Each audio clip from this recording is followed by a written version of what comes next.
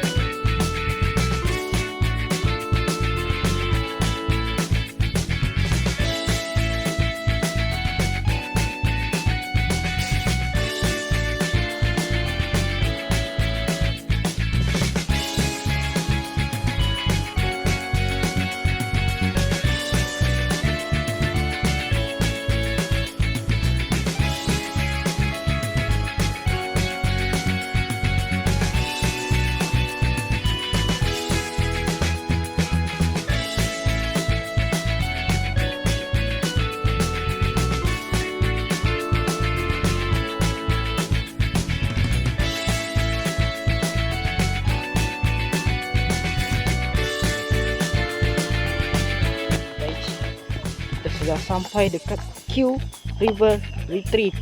Ini jalan dia. Jom korang nikmatilah pemandangan di sini.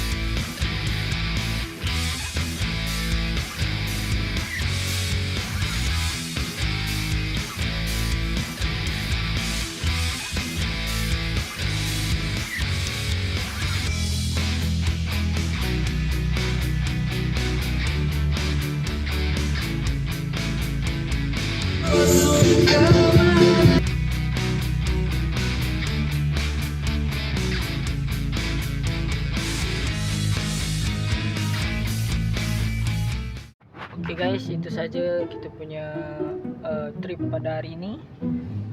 Maaflah kalau ada banyak kesilapan ke apa ke kan sepanjang konten ni berjalan. So apa yang aku nak bagi tahu adalah terima kasih kepada semua yang menonton konten ni, walaupun konten ni simple, aku rasa 20 tak sampai 20 minit.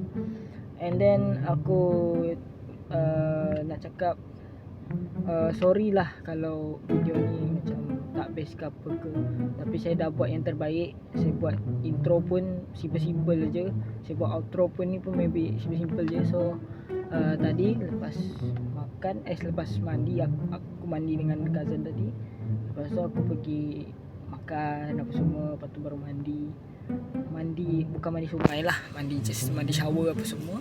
Lepas tu baru mak-mak dengan anak-anak dan adik-adik mandi, barulah bapa-bapa mandi. Bila bapa-bapa dah mandi, dah timing untuk balik dah tu. Okay, so sekarang ni kita nak packing untuk balik ke rumah masing-masing. Semoga selamat sampai, dan korang stay tune untuk next content pula. Okay, bye bye guys, see you.